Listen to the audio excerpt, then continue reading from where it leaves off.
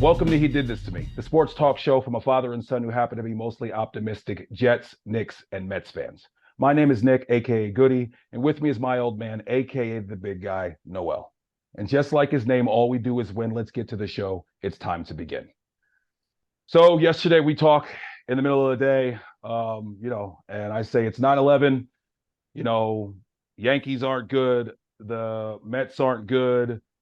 The Giants got smacked last night. The Jets need to go out there and they need to win this game, for the city. And I could barely sleep the night before. I woke up at like 4 a.m. I'm pacing all day. Typically, I devour all the Jets content. I'm staying away from everything just because I'm so nervous that I don't even want to look at anything that has to do with Jets. I just want it to be game time. I'm clock watching all day. We're getting close. Super excited. All coming up to Rodgers running out with the American flag. The stadium is electric. Everybody that's there is talking about the atmosphere and how crazy and how great it is. I'm sitting there. I got the Name It throwback on, all white, just like they're wearing. I'm super excited. I'm ready to go. And we get the national anthem, get the game going. We get the defense on the field. They give up one first down, get the ball back, and then we get the ball. And it's time to finally see it. It's time to finally see it.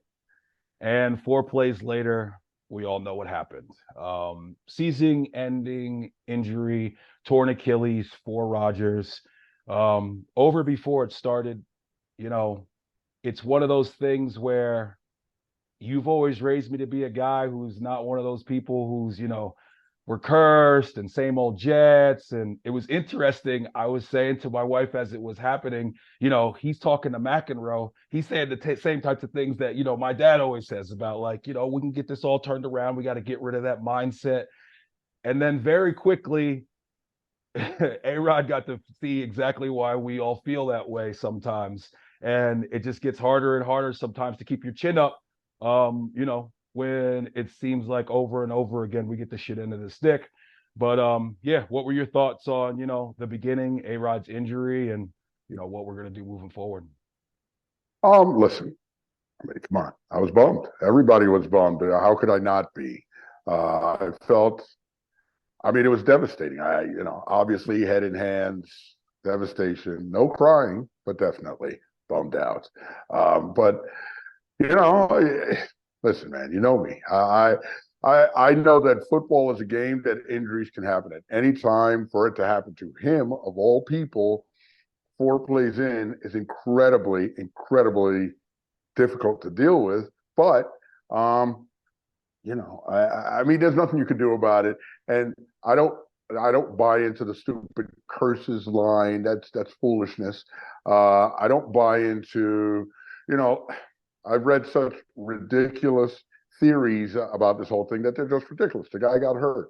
And I think with Achilles, just like with Kevin Durant, he had the sore calf. He sat out for a little while, then the Achilles. This is not the first time we've seen this. And honestly, just watching that injury, the way it happened, the tackle wasn't like the worst tackle in the world. He was incredibly stretched out. But I did read where someone spoke about, a doctor spoke about the fact that his knee was extended out so far over the front of his foot. That's how that injury usually happens. I also think, and I've told you this before, that the Achilles tendon is kind of like a rubber band, and it stretches, it goes back, stretches, contracts. And after a while, man, when that thing stretches out enough, after a while it snaps like an older rubber band. And I think on some people, when it happens, it happens. I honestly believe that if it didn't happen to Rodgers on that 4th play, it would have happened to him early this season because it was just, a time. Now, when he comes back, I hope he's, I did hear somebody make a comparison, say, with Brady. The reason Brady go down. What? Just go down. Just go down. Just go down. He did that in the preseason too, Nick. He did that in the preseason, and he did that earlier in the game last night. And I was upset with Hackett that why are we running the ball? Why are we running the ball? But I'm also reading more and learning more that it was a quick pattern. This guy did the chop block, and it was on both sides, Nick. Becton and Dwayne Brown did the chop block. So I would imagine, I didn't see footage, but there was a receiver open on the other side. And Garrett Wilson surely looked like he was open on the left side, but Rodgers didn't throw the ball. Now, why didn't Rodgers throw the ball? I heard some people say, listen, every quarterback makes mistakes, even Aaron Rodgers, and listen, with that emotion and that place, and everybody's there to see you, maybe I think by the second series, would he have been more calmed down? Would he have delivered that ball? Yeah, I think he would have. But I think right there, he hesitated or whatnot, and it happened, so what are we going to do? We just got to keep it moving, man. I mean, let's go, Zach. Yeah, we'll get to Zach Wilson here in a little bit, but yeah, you know what? I will say, as the play was happening, I said to myself, just go down, because that's one thing. And Brady is the perfect compare. He's the best at it, and that's why he was able to stay remarkably healthy throughout his career. When that guy's right on top of you, you're not getting out of that tackle. Just get your legs down in a nice, comfortable position. I realize it's easier than said than done. And Rodgers is a guy who has broken some tackles and made some big plays down the field before in his career. And I'm sure it's hard for him. But listen, if he ever comes back, he absolutely has to be that guy that just goes down. And it was, I mean, I tell you, like, it was like slow motion for me.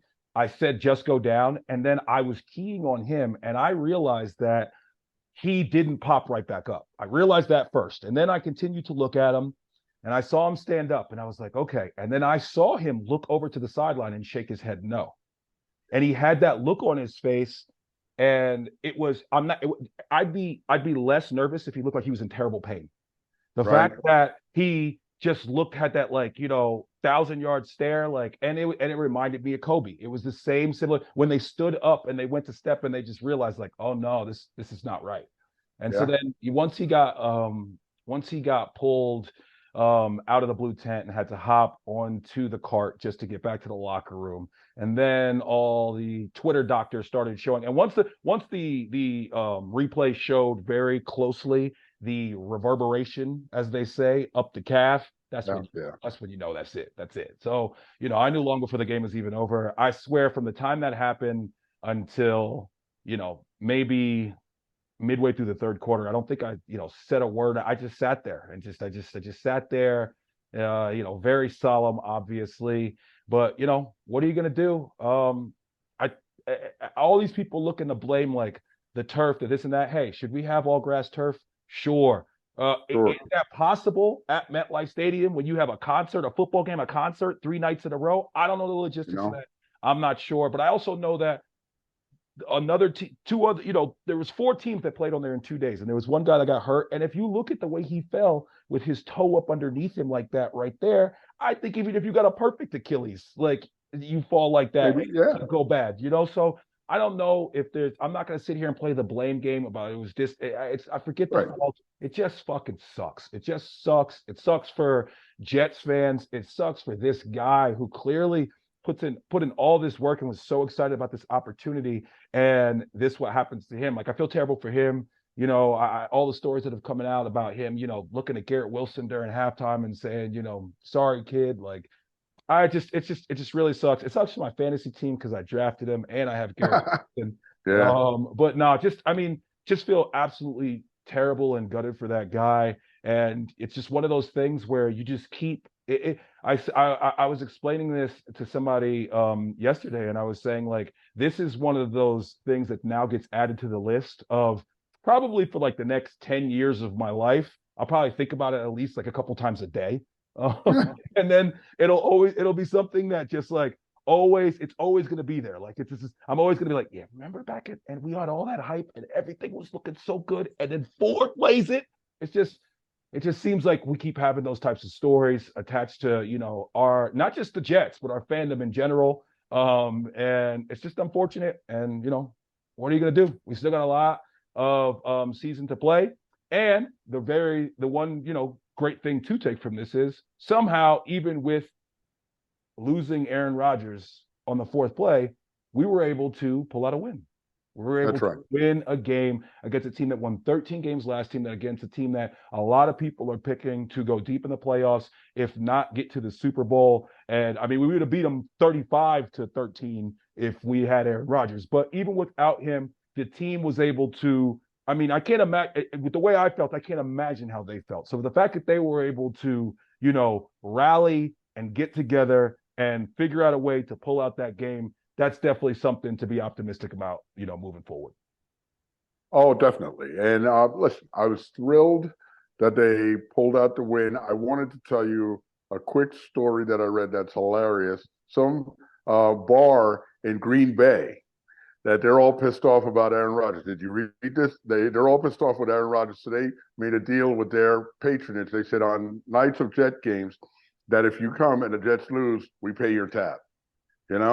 So whatever tab you have, we pay your tab. But Aaron Rodgers has to start the game. Aaron Rodgers started the game. All these people are belly up to the bar.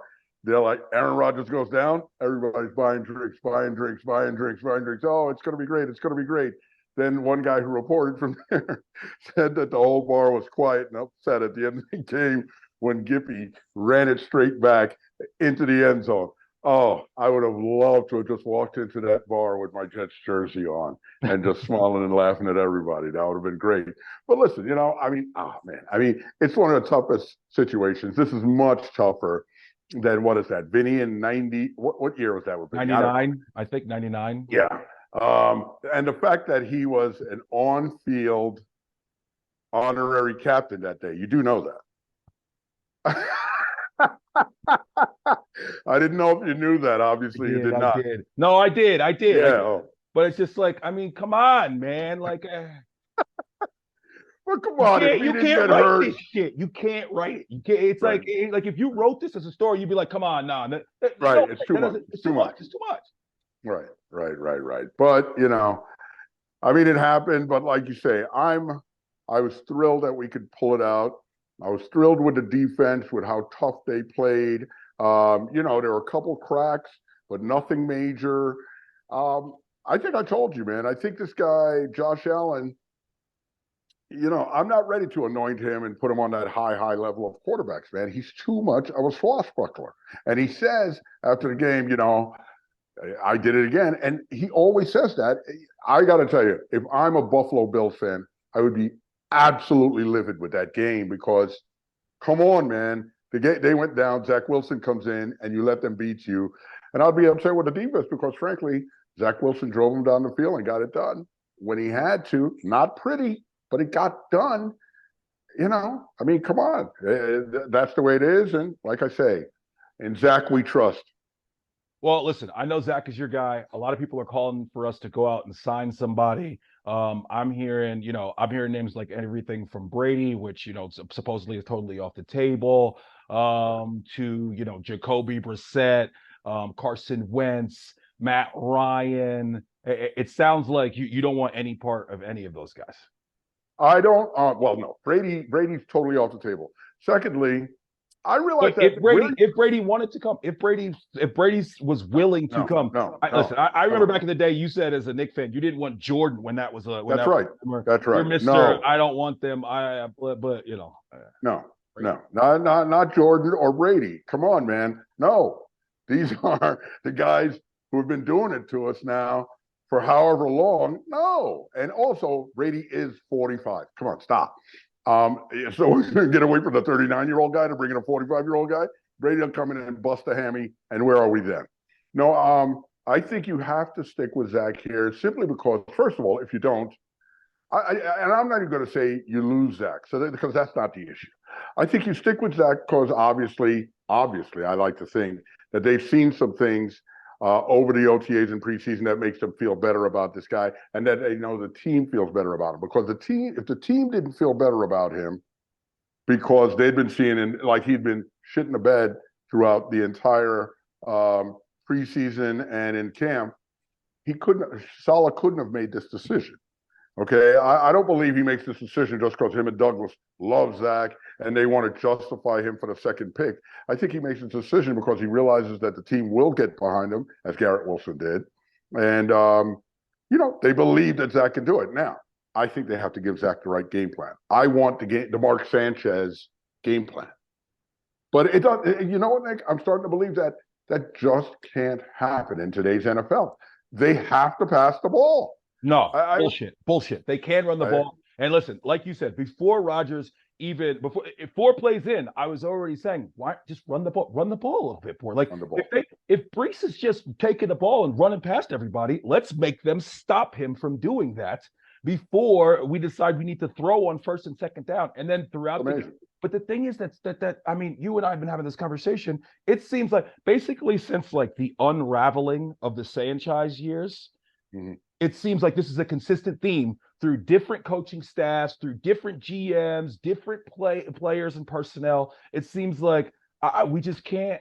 Those years that we went to the AFC Championship, we just pounded you, then we play action, and then we would have a big play, and our defense, was fantastic. It just seems that since then, we refuse to do that, and especially with Zach now being at the helm. If we don't commit to running the ball, can we just have a couple possessions where we just come out and run the ball on first and second down? At least. But it seems like they refuse to do that. And it just, like I said, it's happened, no matter who I'm watching on the screen or who's calling the plays. And I'm hoping that, that's something that they realize, like, we have to change if we're going to be successful with, Zach Wilson under center. I heard a perfect comparison the other day that if we use them wisely, what's his name? Brees Hall and Dalvin Cook can be like a much better LaDainian Tomlinson and then Sean Green. Remember how good Sean Green was for us that year? Was it LT and Sean Green? But Sean Green was the younger guy, thick fellow, kind of a thick kind of guy. Yes. And he was running through people at the end of the year because he was fresh. You bring that guy fresh now in the latter part of the season when everybody's broken up. Brees, I was thinking that would be Brees in the latter part of the season. But then Brees comes out in game one and runs for 83 yards. So in that one run alone. So I don't know. Maybe Brees is ready to go right now. But I think he would have taken it to the house. He would have taken it to the house if he was, he petered out a little bit right there because he did seem to peter out. Oh, last year he takes that to the house all day. I think so. Garrett Wilson, hey, you stop to the house. Put your hand down and go run in front of that guy and and make a block. But no celebrate. Yeah, not yet. Till we get to the end zone. Right. And this is the other thing I saw, important thing I saw. Listen to me. I saw a couple running plays there which were successful, where Becton literally took two men down to the ground on his own.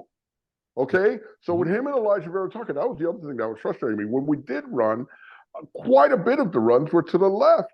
I don't understand why we weren't running more to the right where these guys are balling people. And I don't care if you go with a short end of the line on the right and line up people over here making them think we're going left. Go right anyway. Go right anyway, because Becton's mauling two people and Elijah Veritakis taking somebody 20 yards down the field. So come on. I hope they see that, and they have to be thinking that way this week at one Jets drive. Listen, I gotta say, Dwayne Brown might be cooked. He did not look great in that game. So definitely want to be making sure that we're running the ball to the right side. I just again. What do you think? He was bad in pass blocking or run blocking? There was a couple times where over on Jets 24/7. Shout to them. They do like a every play with different individuals. And Dwayne Brown, he had a tough one. He had a tough one. He had some guys that were just straight, running around him like he was a statue. And the pass pro in general, like, it wasn't terrible, but it wasn't great. Zach has to learn how to not pat the ball, not run backwards at certain times, and just not that pick that he threw was just typical Zach Wilson. Stared the guy down. Even if that guy doesn't pick the ball off, there's another guy who might get a hand on it, and it's behind the receiver. 100%. That was absolutely bad Zach. Bad Zach. No, and he's got to be better. And whether or not he can be better, who knows? We'll see. I know you got a lot of faith in him. I wish I had as much faith. I'm gonna support him. I'm gonna cheer him on. There's nothing else to really do. To kind of pivot to the defense and some things that I saw. Q1 and Q2, as I like to talk about, as I like to refer to them, they were fantastic. Both Quinnen Williams and Quincy Williams were all over the field, just popping off the screen. I mean, Quinnen was in the backfield making plays for Nonstop. losses all over Josh Allen. And then, I mean, Q2, he looked really, he's jumped a level. He's got, because he was doing things in coverage that you don't necessarily see him do, aided by Josh Allen well underthrowing the ball on one play to Cook's brother on the wheel route coming out of the backfield. But Right. yeah, no, I'm really, really excited about what I saw out of the defense. I mean, obviously, Whitehead had a huge game. And good for him about being able to hit that bonus in the first game. That's pretty cool. That's amazing, right? Yeah, get that. That's why when they were doing that on the sidelines. Yeah, now we Right. know. I didn't know what that was, but now I know. I was doing it at home as well, just because I was hyped. I didn't know what it meant either, but I was just doing it. Let me make one quick point about Zach. I like Zach, but if he shits the bed, get him out. I think Zach has the arm talent to do what we need done. He can make the throws. He has very good arm talent. I think the problem with Zach is he makes bad decisions at times, obviously, and he has to have proper footwork. When his feet are correct, he usually makes a good throw. When his feet mess up, he makes a terrible throw. So he's got to figure it out, and he's got to be consistent. He's got to be consistent. But you know what? If he shits the bed, listen, I wouldn't mind bringing in a Jacoby Brissett. I actually think he'd be a good guy. But you bring him in and you train him up, because you can't bring in a quarterback right now and put him in charge of your offense right now. He has to learn the system, has to learn all this. Train him up and have him there 3-4 weeks from now. If Zach is just yagging, then you get him out, and it's too bad. Sorry, and that's the way it is, because you can't waste this defense. No way. Yes, and I think Jacoby Brissett is the perfect answer to where we're at, because I don't want to bring in a guy who like a guy who Matt Ryan. Matt Ryan's not going to come be your backup. He's going to want to come. He's going to want to start. And Matt Ryan, he proved he wasn't sober. Yeah, he proved he was ineffective last year. So we know that Matt Ryan's not the guy. What I would really like to see us be able to do is bring in a guy like Brissett, somebody that as you said, if Zach's not getting it done, we don't have to just we don't have to see some Boyle guy come. When you said before, get him out, I was going to say for who, because right. We got to do something. Right, we don't want Boyle. So if we could bring in a guy like Brissett just to have as a safety valve for Zach, because like you said, you can't waste this defense. We can't waste these skill position guys, because definitely I still think the playoffs is in play. I was thinking Super Bowl before the season, but I'm not necessarily feeling that way. I have heard rumors that, with a very quick recovery, there's a chance that stop. Aaron surely cannot come back and play this year. Listen, I saw a doctor on the McAfee show say that is a possibility. He's a doctor. I'm not a doctor. You're not a doctor. He's a quack. No way. No way. And then the defense played so well, and it kind of masked what to me looked like the worst game that I've seen Sauce have in his young career. I can't remember another game where I've seen him as many balls completed on his man where he was the closest guy. And a couple of them were plays where, listen, you're a D-back in the NFL. You're playing against a guy like Stephon Diggs. You're going to give up some catches. But a couple of them were, plays where it seemed like this is the play that he usually makes. And then he had a couple of tackle attempts that were very shaky. I love Sauce. Sauce is my guy. At the end of the day, we're going to need him to continue to step up and, be who he was last year and even better. So, hey, one game. Also, we won the game. Defense played great. So that masks, his performance overall. But we need Sauce to be at the top of his game for sure. Absolutely. And Sauce did not have a great game. But you know what, man? We can't get carried away. Sauce had such a good year last year that I think we get carried away in thinking that he's not going to give up a pass. He gave up, 3, 4, maybe 5 passes? I don't know. No touchdowns. No huge, long gains. I mean, now, the tackling, that's a concern. He's got to do better with that. And actually, I noticed he missed some tackles, but then later in the game, he was coming up and making hits. And there's a theory that says Sauce loves this guy, Aaron, man. He got really close to him. He might have been really stunned by that. And also, I saw a picture of Sauce. I don't know if it was before or after the game with that little rapper chick, Skiweed, the girl who sings that song that they were all singing. Yeah. Some people are saying she might have messed his head up. Yeah, something red. I don't know that. Yeah, Sexy red. Sexy That's it. red. There you go. Yeah, I'm hip. it's you're hipper than me because you knew her name. That's a little bit out of my age range Wheelhouse. as well. But yeah, wheelhouse. But nah, I mean, listen, man. If you at the end of the day, like quarterbacks are going to get burned. I mean, Deion Sanders got burned sometimes. You know what I mean? That's Like, right. at the end of the day, but like you said, he didn't get burned for anything too big. It did just seem like I saw a lot more completions made And on you're him used to. than I'm used to. But yeah, defense played great. Defensive line was all over him. And hopefully, we can continue it as we move forward. My question for you is, what are you thinking about this Sunday, 4:25 Eastern against the Dallas Cowboys and that ferocious defense that we saw on Sunday night against the Giants? It's going to be scary. I mean, look, we've got to turn Dak over. Okay, um, we've got to turn Dak over, and then, like we've spoken about, we've got to play the smart and stable game plan, conservative game plan. Listen, that's just it. See, we've seen this.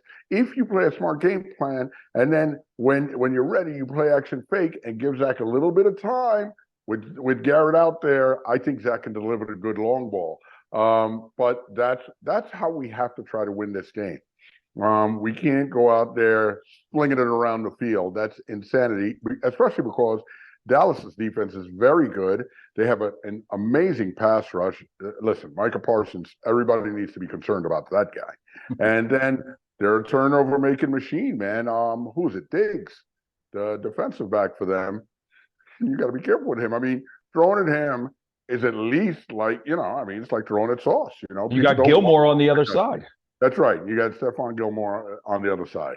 So, yeah, we have to be really careful here. But if somehow we can win this game against Dallas, and I'm not saying we can't. I think we can.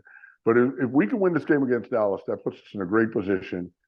Then it's on to New England, and we got to smash them. But let's take Dallas. Let's worry about Dallas first. I mean, listen, if the Jets find a way to win this game, then I'm really going to start to believe. Just because Dallas's defense just looks they just absolutely overwhelm the Giants, and that pass rush looks like it is the best pass rush in the league, maybe even better than the Jets, and that's exactly what Zach typically has a hard time with. So, I mean, it has to be a run-heavy scheme. We have to screen them out of some of the things that they're going to do. Look for a big game out of the tight ends, against a team that's going to want to bring that much pressure. And we got to be able to run the ball. And like you said, we got to be able to turn over Dak. And it's interesting because, a lot of people are always talking about Dak, and he's always getting all this flack about turning the ball over and all this. And it seems like Josh Allen somehow avoids that sometimes. So it'll be interesting to see him against our defense and, the juxtaposition of one versus the other when we actually get to see them play against the same team. So Dak, if we can make life for hell for him, turnovers.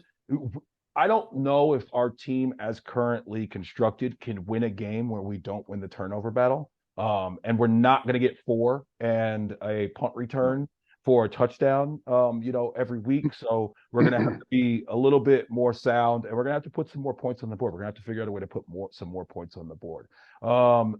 Great, cool story with Gibson. And, especially with him getting the feature on Hard Knocks, and then his ability to really change the game when it comes to special teams and the punt return. I mean, the way that he set that up, taking that couple steps, very calculated, and then was able to get back, get up the sideline, slowed down, waited for his block, and then the punter just, was your typical punter. He had no intention of putting his shoulder down and trying to tackle anybody. That was pretty funny. I'm sure he got killed for that in the locker room, as he should. And then we were able to get to the end zone. Super thrilling win. makes you definitely wonder, what this season could be if we do have Aaron Rodgers. But it is what it is. We're at where we're at, and all we can do is move forward, and we'll see how the rest of the season goes. And I'm happy with the Instagram post today by Aaron Rodgers, thanking everybody for the well wishes. And, basically saying, this isn't how I'm going out. I'm coming back. And I firmly believe, I haven't seen anything or read anything about this. I firmly believe Aaron Rodgers will be on that sideline in a boot at practices in Zach's ear. He's not going to bail out now and just go back to Cali. He's going to stick with this team, I think, man. He's got too much invested, both in how he personally feels, and frankly, even if he didn't feel that way, he's got too much invested in how he looks. Even if he didn't want to, he wouldn't walk away here. Okay, because that would make him look really, really bad. And I just don't think that's him. Now, maybe I'm drinking the Kool-Aid, but I'm all for the A-Rod Kool-Aid. Let's go. Yeah, and at the end of the day, I refuse to believe that a guy that has gotten to his level of being one of the greatest quarterbacks of all time and the competitor that you have to be, the last thing that I would ever think is that a guy like that wants to say, you know what, that's how I'm going to go out. That's going to be my lasting image. No, I definitely think he's going to be active with the organization for the rest of the season. And I'm sure in his mind, he's, going to be quarterback one going into next season. But, that's far away. Next thing we got to do, try to pull out a win against Dallas. And then, like you said, next week against the Patriots. I can't deal with another year. Sack against the Patriots makes me so nervous. Oh. I know. And, Belichick's going to do his usual thing. But I'm telling you, Zach's going to get it right against the Patriots, man. I don't know why. I feel it. We're going to get the Patriots, and Zach's going to get his payback. Let's go. And the other thing about A-Rod, I just wanted to say, I feel like there's been a press narrative about this guy for so long. But you know what I do realize? That all his teammates like him. His offensive linemen like him. And guess what? Jordan Love likes him. Okay? Everybody who's acted like Aaron Rodgers was just shitting on this guy nonstop, Jordan Love likes this guy. He's posted many a thing in appreciation of Aaron Rodgers now that he's gone, which he doesn't have to do. Right. So that says enough for me right there. Gotcha.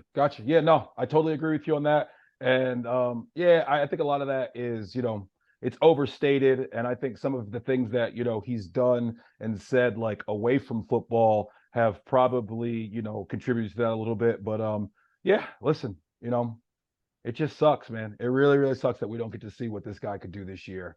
It sucks for us as fans, but it sucks even more for him. I really, really feel bad for him. And Godspeed, and come back strong, and best of wishes to him moving forward. Yep. All right, so next we can jump to our New York Mets. Who cares about the record? They're out of it. They're playing against the Diamondbacks right now as we speak in Citi Field.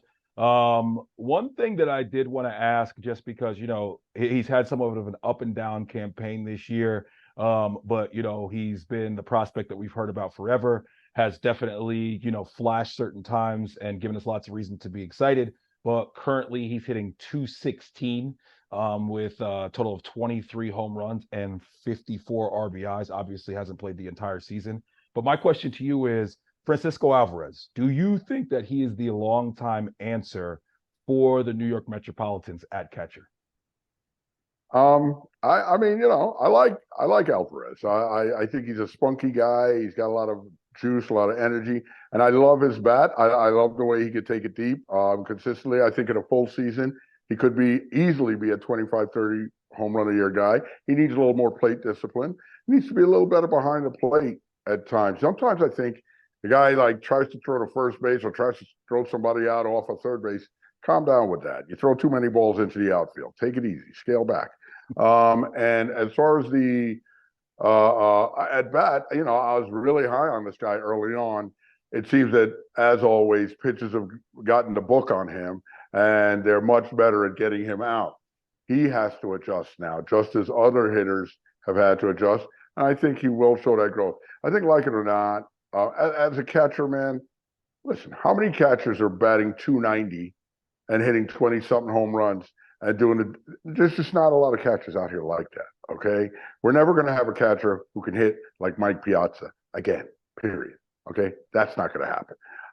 Best hitting catcher of all time. That's right, you Johnny Bench fans. But I think Alvarez is pretty good, and I want to stick with him. I think we got to continue with the youth. I'm loving what I'm seeing out of Ronnie Mauricio. Listen, Maurizio hits the ball hard. Every I'm time. definitely loving every time he does not get cheated up there. Mm-hmm. When it comes to Alvarez, I mean, really the biggest issue is the batting average. I mean, I don't need a guy hitting 216 in my lineup, but the one thing with that is nobody on our team is hitting for average this year. That's We true. talked about last week about, how we might need to look for a new hitting coach, and I would not sit here and act like I understand like how much effect the hitting coach has. But it's a results business, and everybody's average is 20 or 30 points below what we typically expect it to be. So Right. if we could do the same thing for him, and I can get him up into the 240s, let's say, and he can hit for power and he can drive in some runs, then yeah, he's my guy. The thing is that first base hopefully is locked up for the foreseeable future, so there's nowhere else for him to play. So the thing is that he's got to be the catcher. We just need him, and I think that definitely there's not a lot of guys that you see come up young who are just that both hit and catch well. Typically, if they're good hitting catchers, they come up and they're not great behind the plate, and they kind of mature into that and get better. So I'm hoping that he does that. The pitchers love throw it to him. He's actually really good at framing pitches, which is good. Mm-hmm. Definitely needs to be a little bit more accurate with the arm when throwing to bases. And I would like to see him, throw out some more runners that are, trying to steal a bag. But at the end of the day, he's a very good young prospect. He definitely has power. And when he did come up, he did seem to inject a little bit of, a little energy into the clubhouse and into the No doubt. organization. So I definitely think that he can continue to do that as we move forward. I love the youth movement, as you said. We just have to, you know, we just have to finish out this year, avoid any big injuries, and hopefully sign Pete long term, get some pitching here and there, and pray. I don't know. When it comes to baseball, like we said before, from season to season, it's so drastically different. The one bright spot that we do have this year, to me, is Kodai Senga. He seems Yes. to be a legitimate, number Legit. 2 or 3 starter. One of the things I love about him is that when he doesn't have his best stuff, he's still able to go out there and, really grit through a game that gives us a chance to win. He wasn't so great at that at the beginning of the season. He seems like he's gotten better at that as it's gone on. And Mm-hmm. whenever I see a guy come, from a foreign country, especially over in the Far East, I'm always worried about will they break down with the rigors of an MLB season? So the fact that he's been able to pitch and be healthy throughout the season, that's encouraging as well. Hopefully he does some good recruiting this offseason with Yes. Yamamoto. I mean, it's Senga. He's really showing me something this year. He looks like, a piece that, can be a part of our rotation for years to come. Yeah, Senga definitely looks legit. Like you say, the recruiting will be big. Like you said, I like some of the young players. This guy Stewart, like I say, I wouldn't mind keeping him around for utility purposes. He's not a starter, but like I say, Mauricio's good. I don't know what's going to happen with Beatty and Vientos. They're really up and down. It would be fantastic if Beatty could figure it out. But we have to take step by step. But the real answer is Stewart, the new not the TM, the guys who was above the TM, Stearns, Mm-hmm. David Stearns. He's going to be the answer to all our problems. Why do you think that? I have no idea. I've never heard of the guy. But the Mets used to have a catcher named John Stearns. So there you go. All right. Well, from your lips to God's ears. But he's the new president of baseball operations or something like that. I mean, listen, again, I don't. I would be silly to sit here and say, "Oh, we got this guy in the front office, and he's going to be bad." I don't know. I always hope that these guys know more than I do. And moving forward, hopefully we can, we can get it right. And I think some of it is we did the right. Listen, did you hear today that Scherzer's out for the season? I did. Okay, so that trade and getting Good back trade. young talent with Good this trade. guy now, probably just going to continue to decline, going into next year. hopefully some of these young guys that we added can be players that can make an impact next year. And we'll kind of go from, and we'll kind of, just have to see how the offseason plays out and roll the dice at the beginning of next season. And hopefully, we don't crap out like this year. Yeah, exactly. I mean, like you said, in baseball, you never know. But Scherzer, obviously, we made the right decision in unloading him and trading him when we did. Like you said, we got back some prospects. I was bummed when we traded him, but I understood that that Uncle Stevie was making the call. He reached a point as a trader. Whenever you take a position, you got to put in your stop. The stop was elected. He had to sell. He had to get rid of the guy. And I think obviously he did the right thing. I mean, Scherzer clearly his arm would have exploded had he still been in a Met uniform. Right. So I mean, come on, it surely would have happened. And listen to me, if Scherzer had stuck around and Stevie hadn't made that trade, and we were in any kind of contention, and oh, by the way, Scherzer, like last week against Houston, huge game, he did the same thing he did for the Mets. He just totally imploded. Now, the game yesterday where he got hurt, he'd pitched 5 hitless innings. Mm-hmm. So maybe he's turning it around. I don't know. I honestly think Scherzer needs to stop, man. When you're getting this many injuries in year after year after year, you should just stop. And I think Scherzer's a classic guy for that. Stop. Go into a booth somewhere. He's a very engaging guy. He could do it. Let's go. Come on. Go do that. And he'll look great on camera with the eyes. He ain't giving up that check. He got too much money coming his way. He ain't turning down that check. Listen, Mets organization, you don't care my opinion on anything, but I'm going to share it with you anyway. A Max Scherzer tribute video is a fucking joke. Come on. He was here for a cup of coffee, and he spit that coffee out whenever he had a big game for the Mets last year at the end of the season. Give me a break with the Max Scherzer tribute video. I thought that was embarrassing. And the other thing, Steve Gelbs should never do a play-by-play. Listen, I like Gelbs. I like him. I like Gelbs out in the field talking to a fan, coming at me with some, silly anecdote. Okay. He's no Kevin Burkhardt. Let's say that. Okay. Nobody's Gary Cohen, but Kevin Burkhardt, you saw whenever he had to sub in for Gary, we saw, okay, this guy, we're not going to have him for long as our sideline reporter because he's got the chops. He's the guy. And now he's the, number one analyst for Fox over there doing football. Gelbs is brutal to listen to for an entire 9-inning game. And the combination of him and Ronnie, and I love Ronnie, but you cannot have Ronnie and Gelbs together. It's a snooze fest. I mean, come on, man. This is not the guy. If Gary's gonna have to take days off sometimes, you gotta have a backup who's better than Gelbs. Do not make me go through 2.5 hours of fucking Gelbs. Yeah, Gelbs was a problem. He's definitely not very good at that. Like you say, he's great when he's interviewing kids and everything. He was great when he was interviewing the dog at the Bark at the Park at some stadium the other day. And hey, you know who you bring in? Bring in that kid caster. That little kid was great. Let him do a game. See him. Much rather listen to him. Bring in him and let him work with Keith. Come on, let's go. Yeah, Keith love the kids. Yeah, no, that would be the kids. Hey, we're bringing Haji. Bring in the cat. Sure. Bring all of them. Let Gelbs be a canine correspondent or whatever the fuck. But yeah, no, I don't ever want to see him doing a game again. All right, let's switch over to the New York Knickerbockers. 2 of our players, Brunson and Hart, playing on USA FIBA World Championships. USA 4th place. The B team. Yeah, I at least the D team. I mean, not a good finish. I don't know why people are so up in arms about it, just because, as we said, it's not our best team. We're playing against guys who have been playing together since they're like in high school, on their different like national, 18 and under teams and things like that. And it's it's not the days of foreign teams having like nobody from the NBA or maybe one guy from the NBA. That shit is over.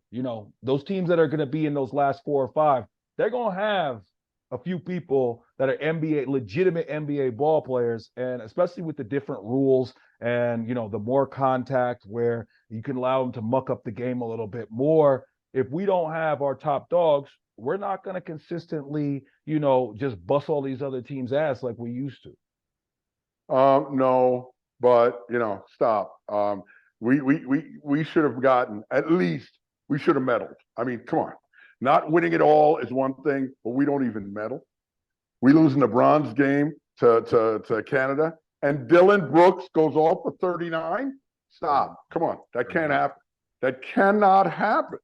Okay. So we gotta, USA basketball, it's a little embarrassing, frankly. And I know we'll do something clearly different for the Olympics.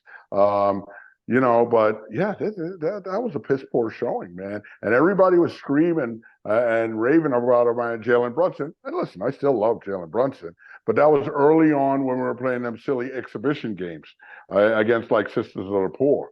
Now, we come up against, like Schroeder is the league or whatever, the tournament MVP. Schrader, whatever you want to call that guy.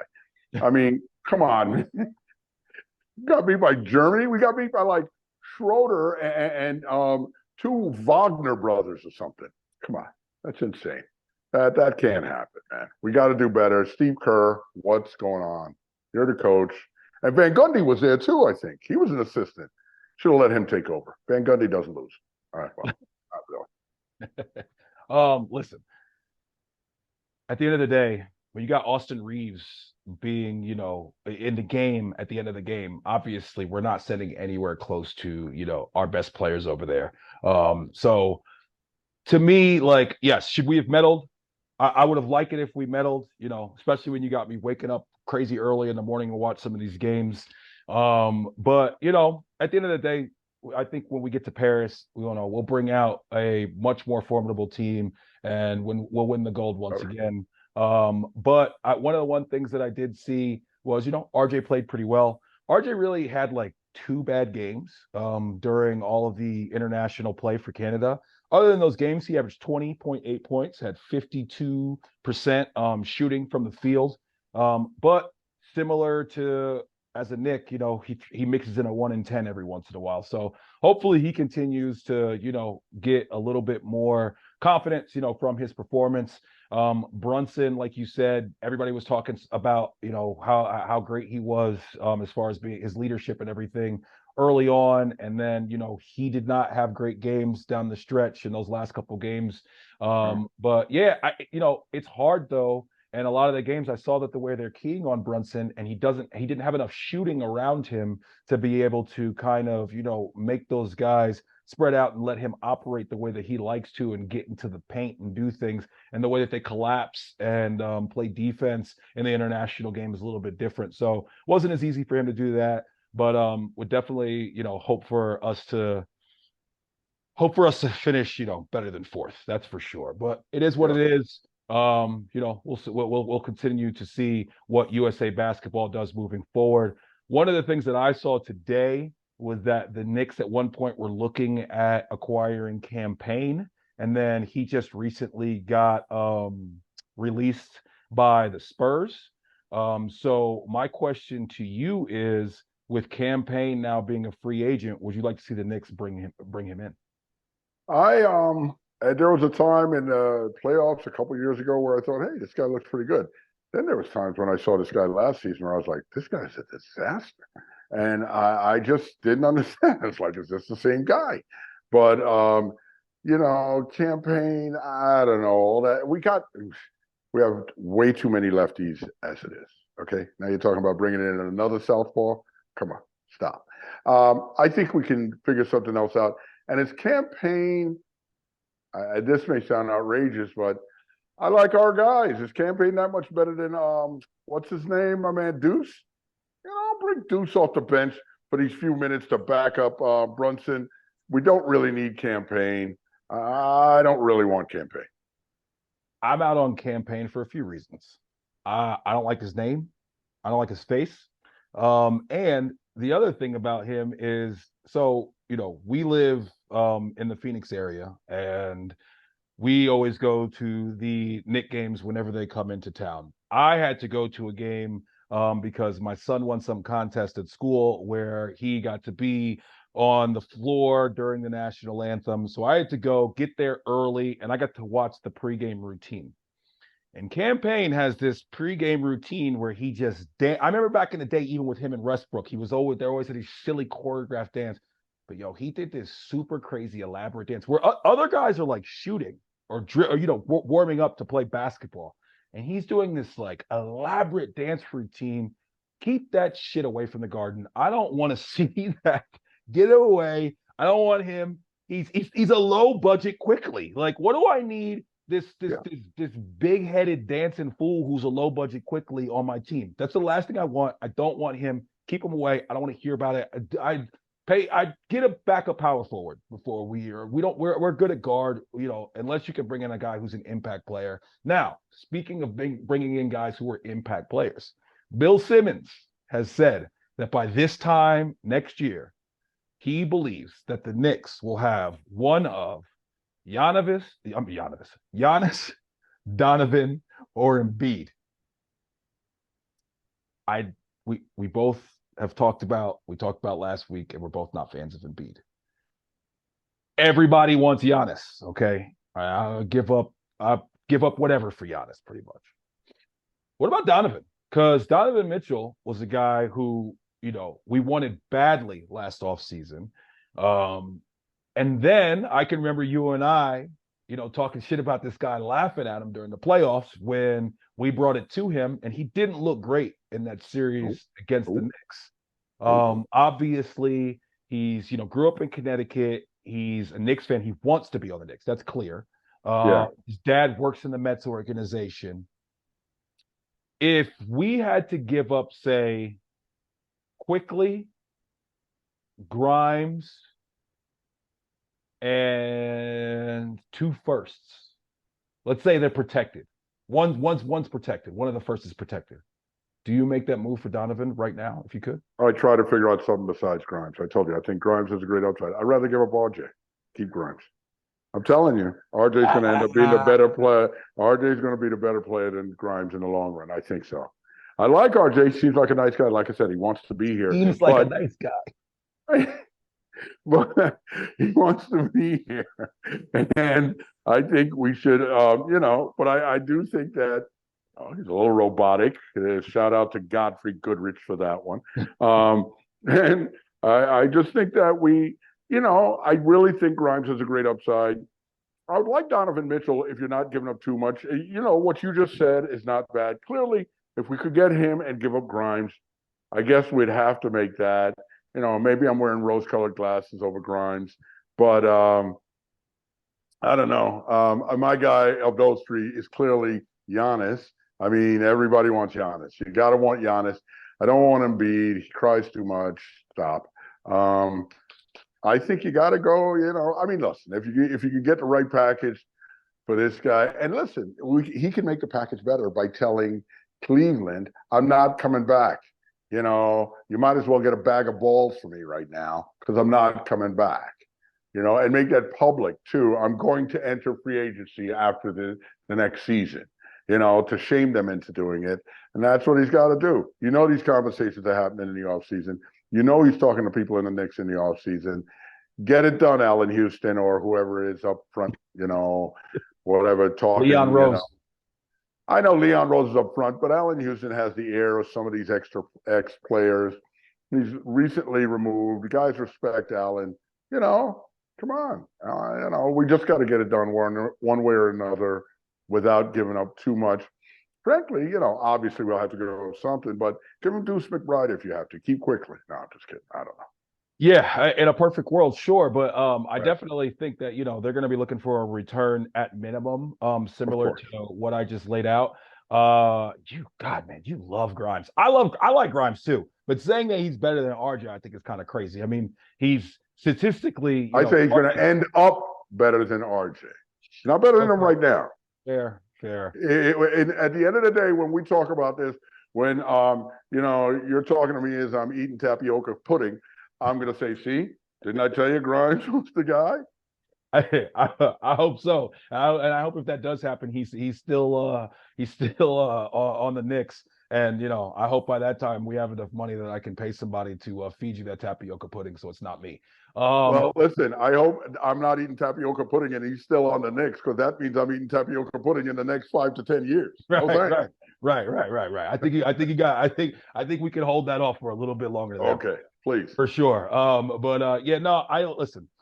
I think if you can make that trade, you have to make that trade, because I think at the end of the day, those types of guys are easily replaced than a guy like a Donovan Mitchell. Even though he was not great in the playoffs, even though he does not play great defense, that guy is super dynamic. He is the type of guy that can carry a team and can win playoff games for you. So I think if we got a chance to get Donovan, that would be great. But I think that if you have any thought process through back channels or any, inkling that you could possibly get Giannis, then you hold out for that, because, Donovan Mitchell, he is a guy that, can get you to the next level. Giannis can transform your entire franchise. So if we can get Giannis, obviously that would be the dream. But I don't see anything like this happening.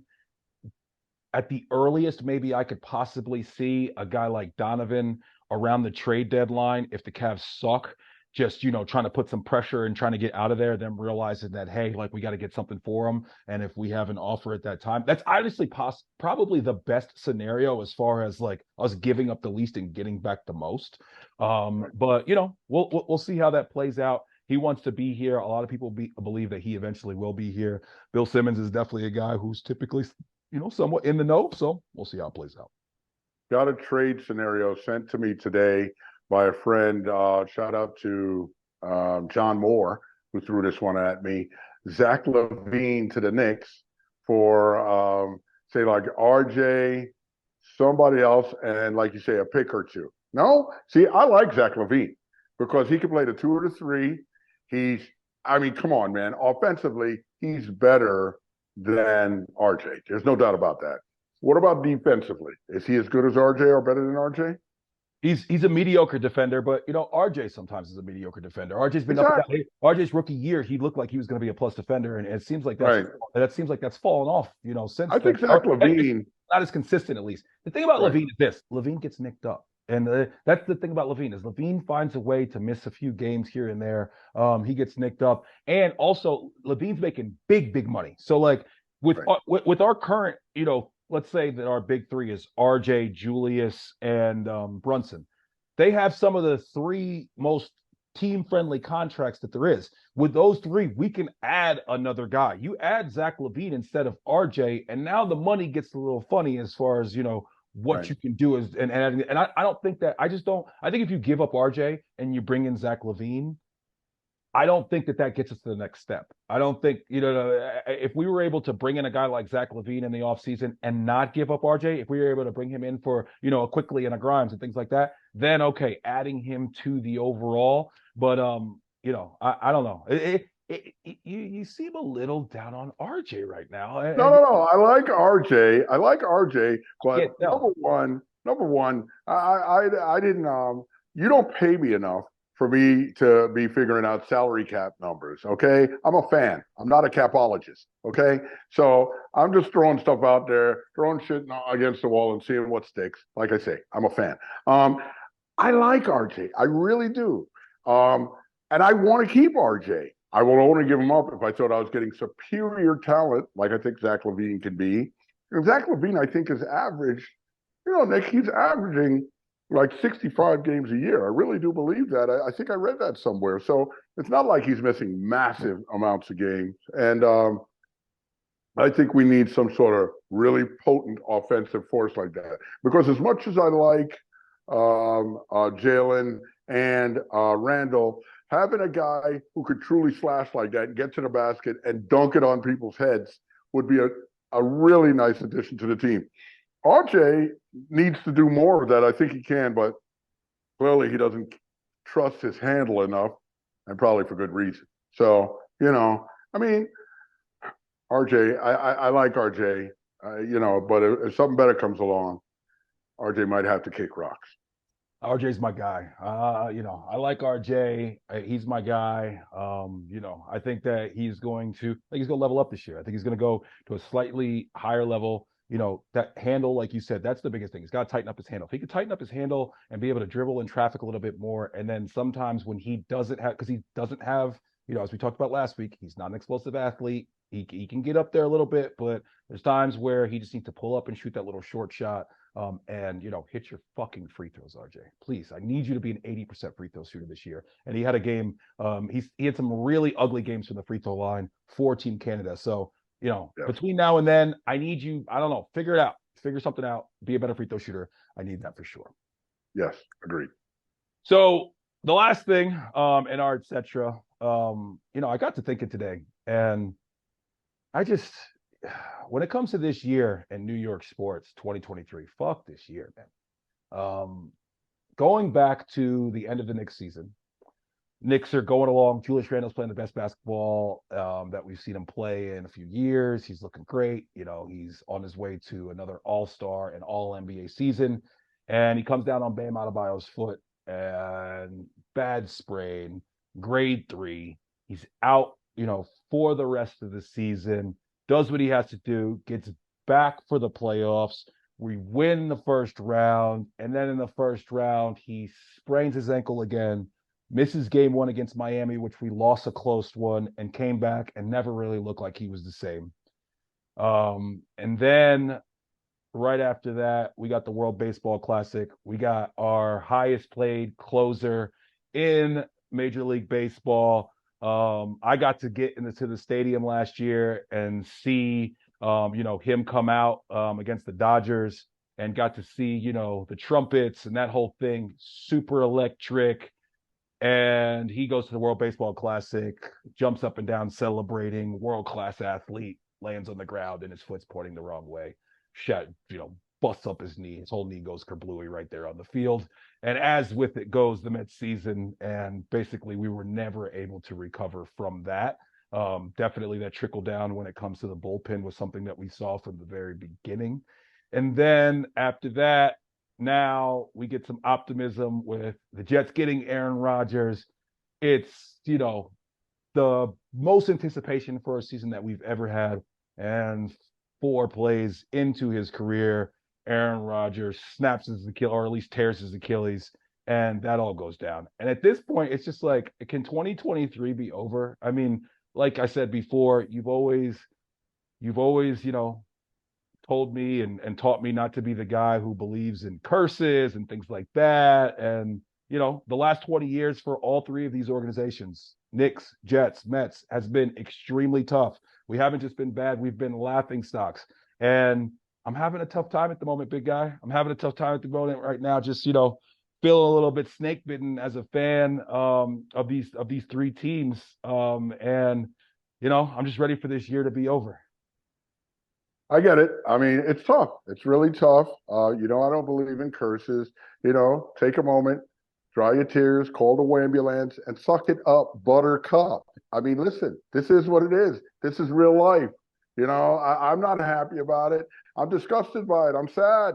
But, at the end of the day, Nick, and we talk about sports and we're passionate about sports and we love it. But what matters is your family and your people, your kids. And we're just going to root for our teams. And as tough as it's been being Mets, Jets, and Knicks fans, it's going to be all worth it when they do finally win. And what the main thing that I've brought to you is the fortitude to be a good fan and a person that sticks to it. I can't tell you how many people I meet that just jump from team to team.